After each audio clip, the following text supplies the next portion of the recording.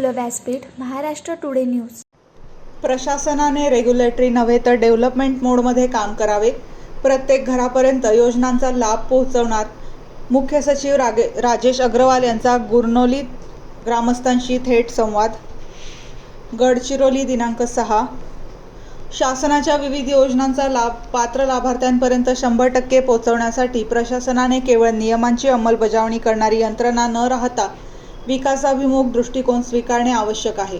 One विभाग, police प्रशासन तसेच सर्व शासकीय यंत्रणांनी रेग्युलेटरी माइंडसेट सोडून डेव्हलपमेंट मोडमध्ये काम करावे, असे प्रतिपादन राज्याचे मुख्य सचिव राजेश अग्रवाल यांनी कुरखेडा तालुक्यातील गुरनोली येथे ग्रामस्थांशी संवाद साधताना केले. विशेष सर्वेक्षण व सेवा समृद्धी मोहिमेअंतर्गत निवड करण्यात आलेल्या गुरनोली ग्रामपंचायतीला मुख्य सचिवांनी भेट देऊन ग्रामस्थांशी थेट संवाद साधला. यावेळी ग्रामस्थांनी शेती, सिंचन, शिक्षण, रोजगार, महिला सक्षमीकरण, घरकुल, आरोग्य आणि पायाभूत सुविधांशी संबंधित विविध समस्या व मागण्या मांडल्या.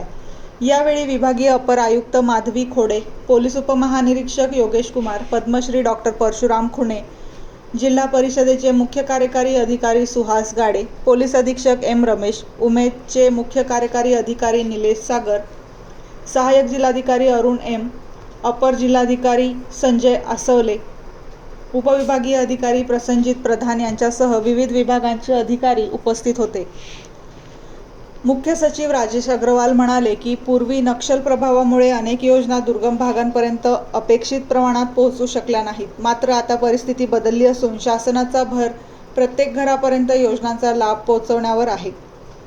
गडचिरोली जिल्ह्यातील 12 गावांमध्ये विशेष सर्वेक्षण व सेवा समृद्धी मोहीम राबवण्यात येत असून सर्व पात्र लाभार्थ्यांना योजनांशी जोडण्याचे उद्दिष्ट आहे. गावातील कोणताही पात्र नागरिक KIC, आधार किंवा इतर कागदपत्रांच्या अभावी वंचित राहू नये, यासाठी प्रशासन गावातच विशेष शिबिरे घेणार असल्याची ग्वाही त्यांनी दिली.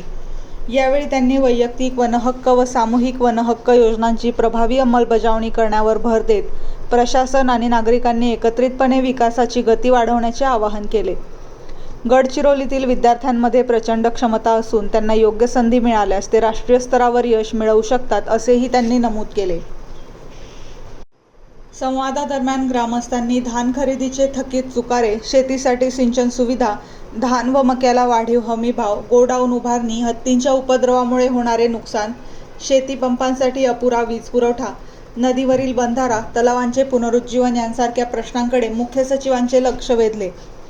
शिक्षण क्षेत्रातील समस्यांबाबत ग्रामस्थांनी गुरनोली जिल्हा परिषद शाळेत 7 वर्गांसाठी शिक्षकांची मागणी, तसेच KG 1 व KG 2 वर्ग सुरू करणे, ग्रामपंचायत स्तरावर अभ्यासिका व वाचनालय सुरू करणे आणि युवकांसाठी रोजगाराभिमुख सुविधा उपलब्ध करून देण्याची मागणी करण्यात आली. महिला बचत गटांच्या प्रतिनिधींनी ग्रामसंघासाठी स्वतंत्र हॉल, उद्योग निर्मितीच्या संधी तसेच आशा सेविकांचे प्रलंबित मानधन वेळेवर देण्याची मागणी केली. आरोग्य सुविधांमध्ये वाढ करून गावात आवश्यक वैद्यकीय सेवा उपलब्ध करून देण्याचीही मागणी ग्रामस्थांनी केली. पायाभूत सुविधांच्या प्रश्नांमध्ये शिवटोला व टेकडीटोला येथे रस्त्यांची उभारणी, रोजगार हमी योजनेतील ऑनलाईन हजेरीच्या सर्व्हर समस्येमुळे मजुरांचे होणारे नुकसान तसेच प्रलंबित घरकुल हप्त्यांबाबत नागरिकांनी मुख्य सचिवांचे लक्ष वेधले.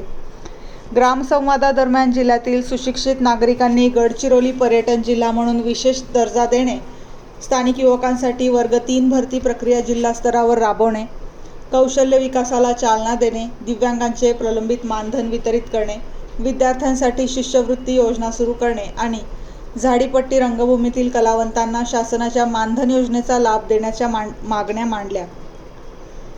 यावेळी अप्पर विभागीय आयुक्त माधवी खोडे यांनी ग्रामस्थांना निर्भयपणे आपल्या समस्या मांडण्याचे आवाहन केले. गावातील कोणताही अधिकारी किंवा कर्मचारी कामात दिरंगाई करत असल्यास त्याची माहिती द्यावी.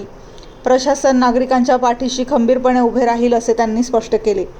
कार्यक्रमाच्या प्रारंभी प्रभारी जिल्हाधिकारी नितीन गावंडे यांनी मोहिमेची माहिती देत शासकीय योजनांच्या अंमलबजावणीत येणाऱ्या अडचणी थेट नागरिकांकडून जाणून घेऊन त्यावर उपाययोजना करण्यासाठी विशेष सर्वेक्षण व सेवा समृद्धी हा उपक्रम राबवण्यात येत असल्याचे सांगितले. दरम्यान विशेष सर्वेक्षण व सेवा समृद्धी मोहिमेमुळे गुरनोली गावात विविध योजनांची प्रभावी अंमलबजावणी झाली असून अनेक योजनांमध्ये 100% संतृप्ती साध्य करण्यात यश आले असल्याची माहिती देण्यात आली. मुख्य सचिव यांनी यानंतर वडसा तालुक्यातील जागतिक बँक अर्थसहाय्यित नयनपूर शेतकरी उत्पादक कंपनी स्मार्ट प्रकल्पास व कुरखेडा तालुक्यातील आदिवासी विकास महामंडळाच्या देऊळगाव धान खरेदी केंद्र भेट देऊन पाहणी केली। या प्रसंगी जिल्ह्यातील वरिष्ठ अधिकारी तसेच ग्रामस्थ उपस्थित होते।